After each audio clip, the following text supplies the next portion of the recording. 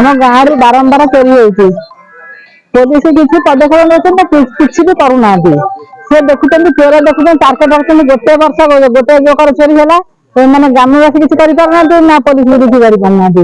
ଫେର ସେକେଣ୍ଡ ଥର ଚୋରି ହେଲା, କେହି ବି କିଛି କରିପାରୁନାହାନ୍ତି। ଫେର ତୃତୀୟ ଥରକ ଆହୁରି ବଡ ଧରଣ ଚୋରି ହେଲା।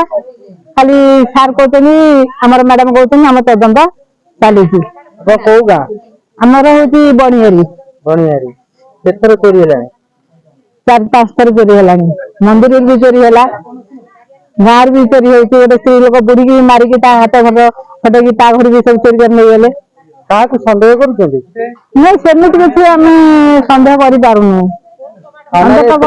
ଥାନାରେ ଏଫଆଇଆର ଦିଆଯାଉଛି।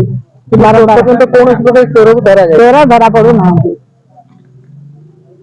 ଆଜି ସେଇଥିପାଇଁ ବସୁଛନ୍ତି? ଆଜି ସେଥିପାଇଁ ବସଛୁ। ଆମେ କହିଛୁ ଆମ ନ୍ୟାୟ ନଦେଲେ ଆମେ ଏଠି ବାହାରକୁ ଉଠିକି ଯିବୁନି। ଆଜି ସେ ପୋଲିସ ଆପଣଙ୍କୁ ପ୍ରତିଶ୍ରୁତି କିଛି ଦେଲେ କି? ହଁ କହୁଛନ୍ତି ଆମର ତଦନ୍ତ ଚାଲିଛି, ଲାଷ୍ଟ ପର୍ଯ୍ୟନ୍ତ ଆମେ ଯେମିତି ହେଲେ ଧରିବୁ।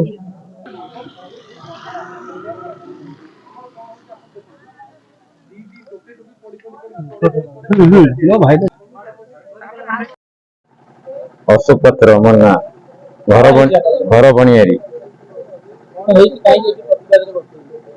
12/2/24 ରାତ୍ର 12ଟା 30।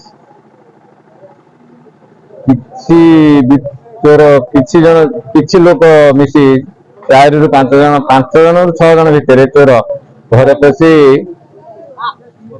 ମତେ ମାରଣାତ୍ମକ ଭାବେ ଆକ୍ରମଣ କରି ବହୁତ ଜିନିଷ ପତ୍ର, ପଇସା ପତ୍ର ସବୁ ଉଠେଇ ନେଇଯାଏ।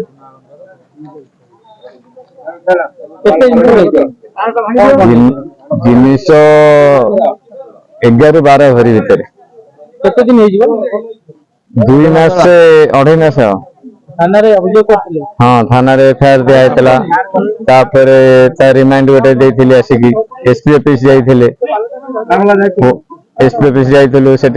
ସେଠୁ ଫେରିକି ଆସିକି ଏଠି ଧାରଣାରେ ବଇଛୁ। ସେଇ ନେଇକି କିଛି ଆମର ଫଳାଫଳ ପାଉନୁ, କିଛି ସେମାନଙ୍କ ଠାରୁ ଆଶା ପାଉନୁ। ସବୁବେଳେ ଖାଲି କହୁଛନ୍ତି ଆମେ ବୁଝୁଛୁ, କିଛି ଏପର୍ଯ୍ୟନ୍ତ ତାର ତଦନ୍ତ।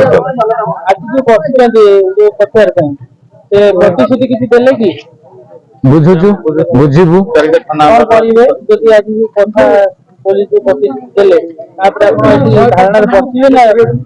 ଆମେ ବସିଛୁ ତ, ଦେଖିକି କଣ ସେ କରୁଛନ୍ତି ଦେଖିବା।